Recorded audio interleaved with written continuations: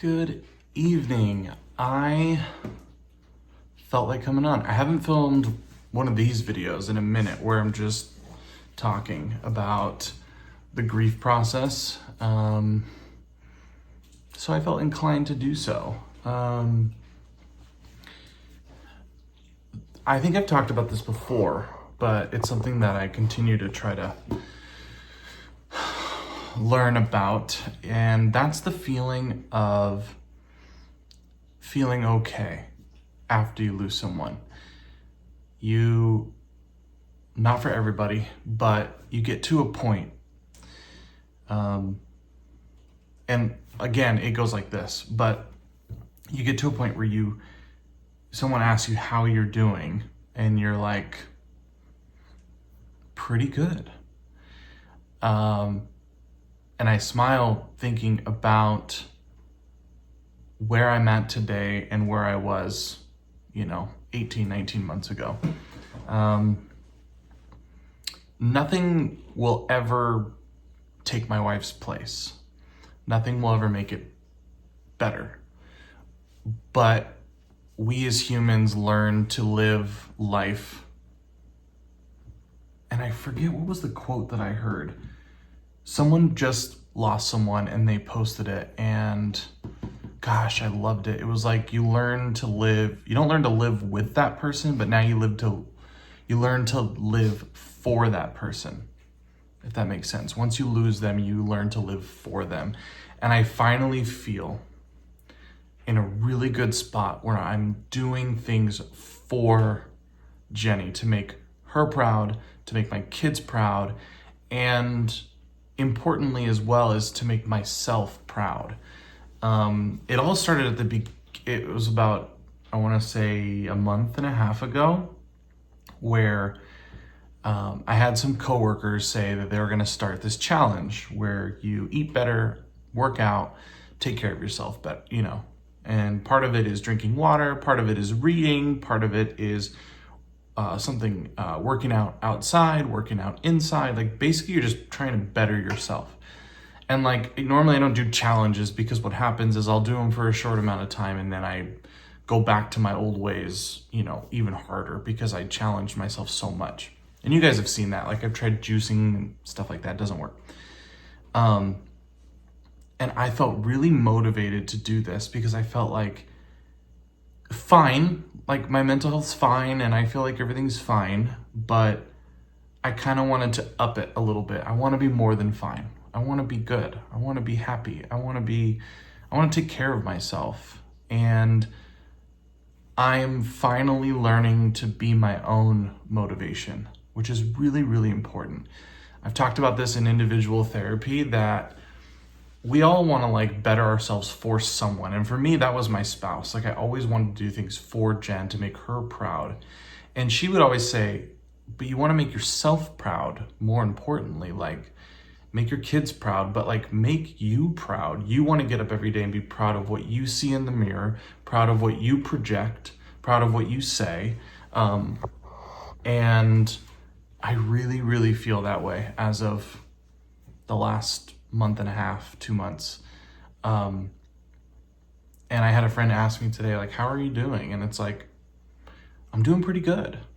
I'm confident in the direction my kids are growing and the good humans they are and what we do as a family. And things are just becoming more and more routine as a single dad with Jenny's presence in our house. Meaning, yeah, I'm a single parent, but I will forever have Jenny's values. Jenny's always talked about. My wife is, all of the lessons she taught us are continuing to go on, but I am, physically doing alone now. But dinner nights are just, and now obviously too, it's summer and I'm a teacher, and so I have a lot of extra time, but a lot of time that other people don't have. So I'm very fortunate to have that. But I am making dinner and giving the kids options, and it just seems like a flow. And doing their bedtime routine just seems like a good flow. And then on top of that, I'm adding in a couple things for just me. And again, because I'm a teacher, I have extra time. I'm doing my morning workout, a midday, either like core or arm or leg workout, and then an after they go to bed workout. So typically only one while they're awake. The rest are ones when they're, before they're awake, and ones when they're asleep.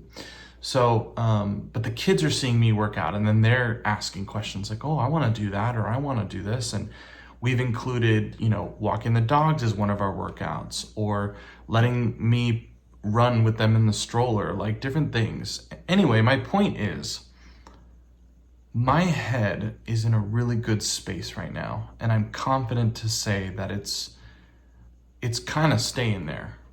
And I think a lot of that has to do with steps, therapy, faith, and then bettering myself. And when you better yourself and you take care of yourself and get sleep and eat right and work out, and one of the parts of the challenge too is reading, like I'm reading books. Things that you do to better yourself will then reflect out on your parenting, on your cooking, on your friendships, on your relationships. Like, it is just becoming a good aura kind of coming from me. And I'm not trying to sound like I'm this perfect guy. I just feel like a lot of good is coming out right now. And if I rewind and I think back to right after Jenny passed, I was still trying to be a good person and still trying to be a good parent, but I know what was being projected was quiet and solitude and scared and sad and depressed and angry and confused and lost and fog. And I finally feel now that I'm like out of the fog, and like I kind of have a direction on where I'm going with my life. And it's reflecting in things around the house. I'm adding to the decor around the house, and I'm not afraid to do it. I'm adding things that I know Jenny would like, things that I like, things that I just think look good. I'm adding color to the house. I'm adding paintings to the wall. I'm adding pictures of our family. Things are just kind of falling into place. My sleep habits are getting much better. My diet and my food choices are a million times better since challenging myself. And what I'm gathering from this is, if you are stuck in a rut in grief and you just can't figure a way out, it sounds very cliche, but what I have found is to completely and utterly focus on your own well-being. Now, if you're a parent, that's hard, right? I gotta focus on my two little ones. But I guess what I mean by that is, if you take care of yourself and you do all the things you need to do to take care of your body, then you will be a better parent in turn. You'll have more energy, you'll have more patience, you'll have more excitement and confidence and willingness. And just seeing how happy my kids have been of late, seeing, just different things, me being comfortable with adding things to the house, me being comfortable with making new friendships and hanging out with new friends. Like, these are things that I was not doing after my wife passed, and now I feel okay to do it. I've also signed up to co-facilitate Grief Share this upcoming session. So that's a big deal.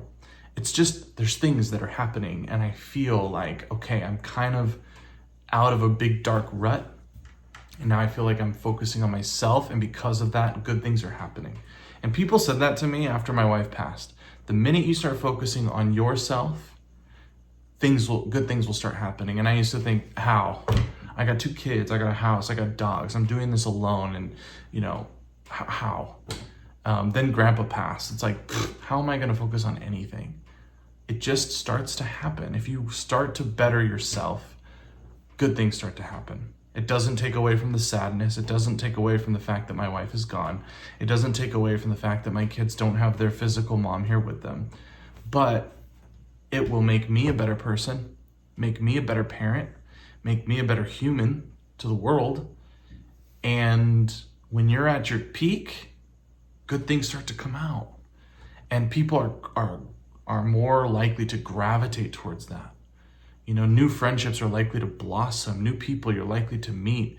New groups you're likely to get involved in, because when people see someone doing well, they want to jump on board too. Like, what are they doing? And that's something I've noticed, that since I've been doing better physically, mentally, people are starting to jump on and ask questions. What are you doing? What are you getting into? How did you do this? And I'm excited to share it. And then there's the base level stuff. I started this journey because I felt very unhealthy, my body. And I told you guys I have severe health anxiety. I'm scared of the doctor, terrified. I did go, I didn't share that with you guys, but I did go just to kind of do a routine checkup, and everything was fine. And this was, I don't even remember, but it was recent enough.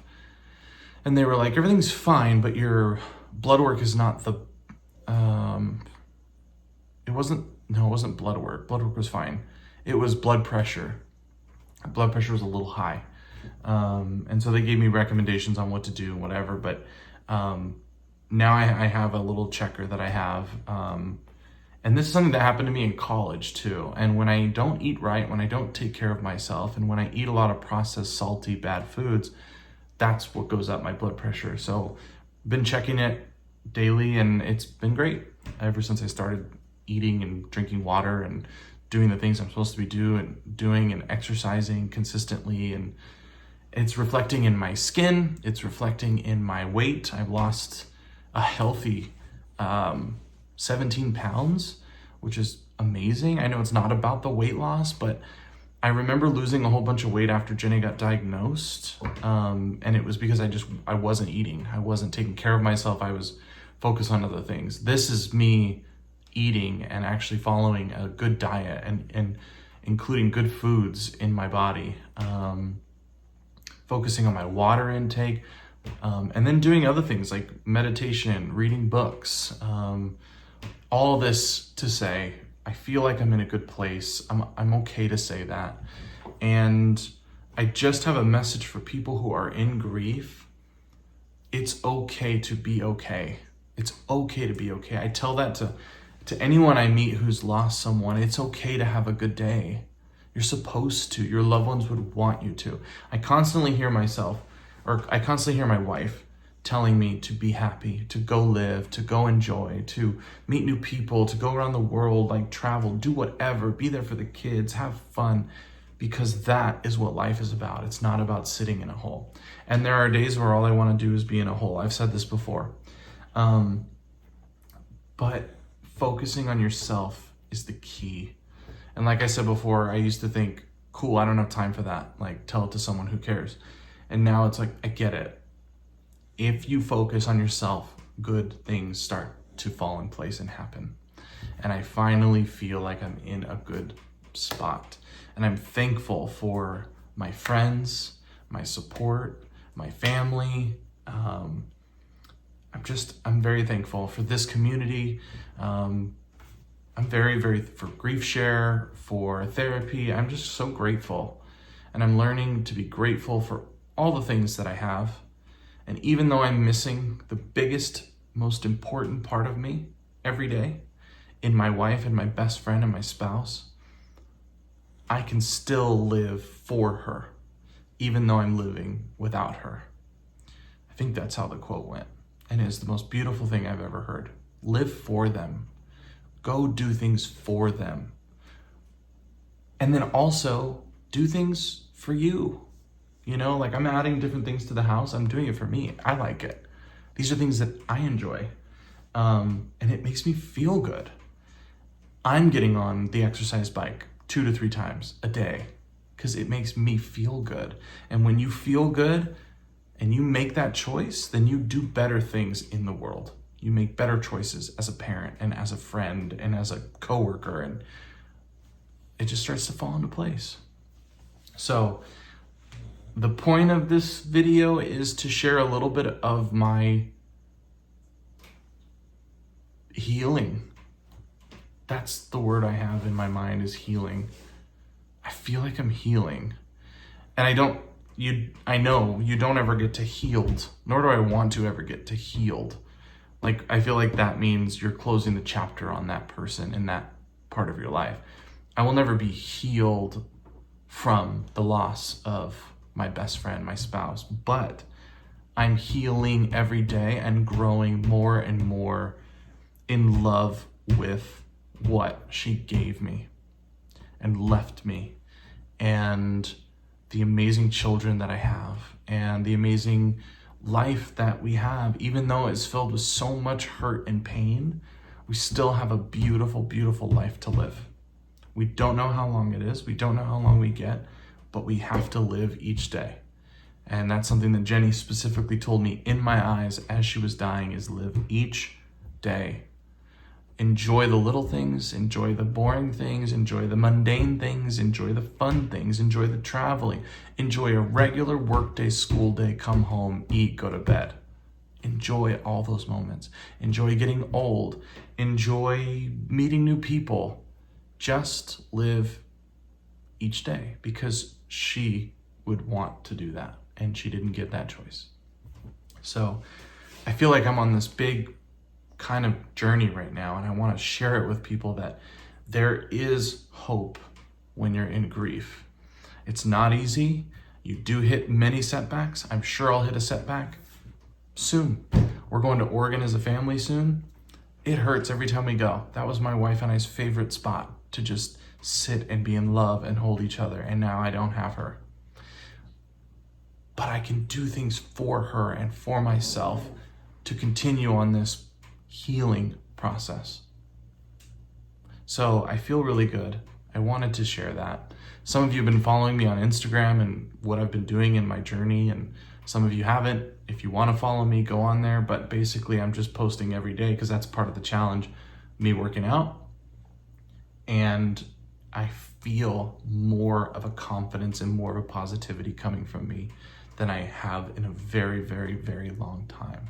And I'm starting to feel like Kyle again, not grieving widow 100% of the time. I feel like I'm Kyle too, who is also grieving. And like I've said before, and I've heard it many times, when you lose someone, you carry that heavy stone in your pocket everywhere you go. It's always with you. It won't go anywhere.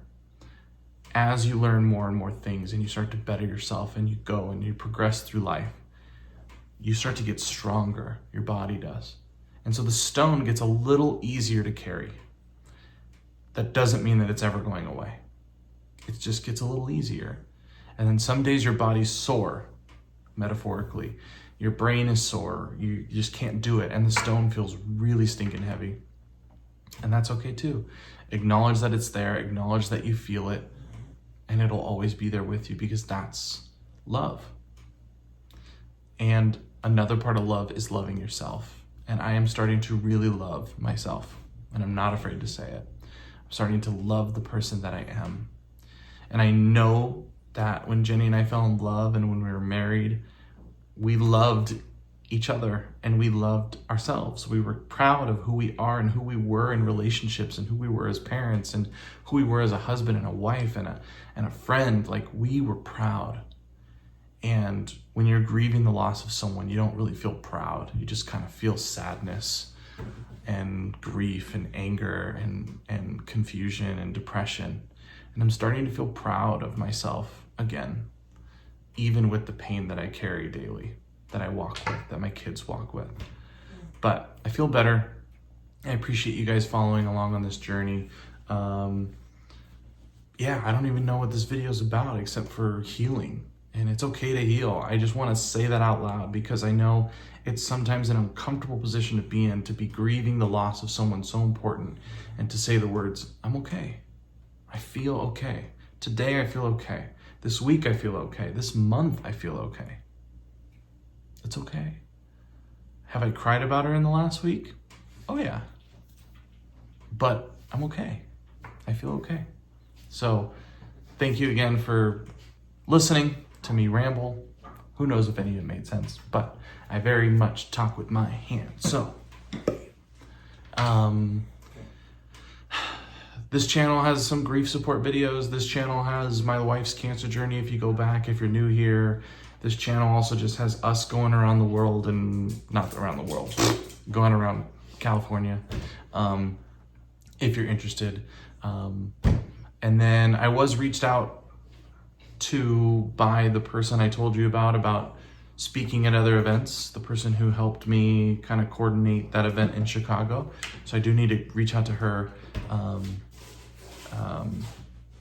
Yeah, so love you guys. Thanks for watching. Thanks for listening to whatever this was. And I'll see you guys soon. Love you guys.